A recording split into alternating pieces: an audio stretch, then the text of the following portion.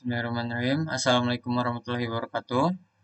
Sebelumnya, perkenalkan nama saya Adam Munandar dengan nomor induk mahasiswa 20200120134. Di sini saya akan mempresentasikan tentang rangkaian inverter dan skemanya. Di sini kita menggunakan komponen-komponen inverter. Yang pertama, itu kita menggunakan T-block.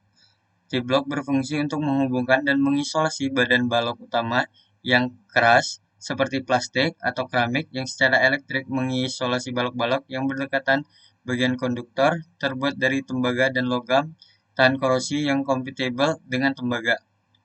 Dan yang kedua, di sini ada dioda berfungsi untuk mengantarkan arus listrik ke satu arah. Yang ketiga, di sini ada power supply regulator yang biasa disebut dengan regulator power supply yang dapat menjaga kestabilan tegangan dan arus listrik meskipun terdapat perubahan atau variasi pada beban atau sumber listrik.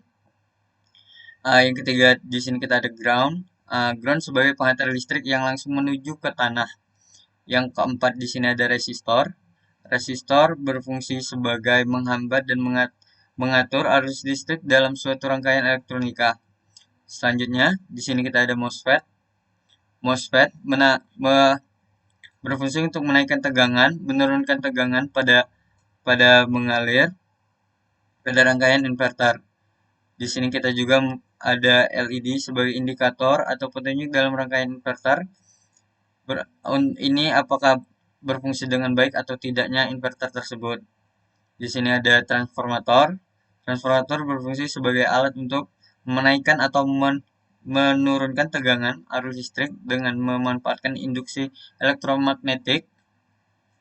elektromagnetik dengan baik.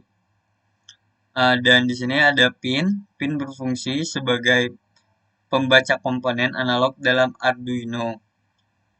Dan yang terakhir, di sini ada stable multivibrator berfungsi sebagai penghasil signal berbentuk segi empat atau sebagai clock generator.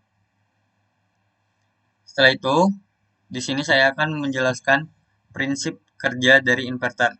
Prinsip kerja dari inverter yaitu menyuplai arus DC ke AC dan juga bekerja untuk merubah tegangan DC menjadi arus AC.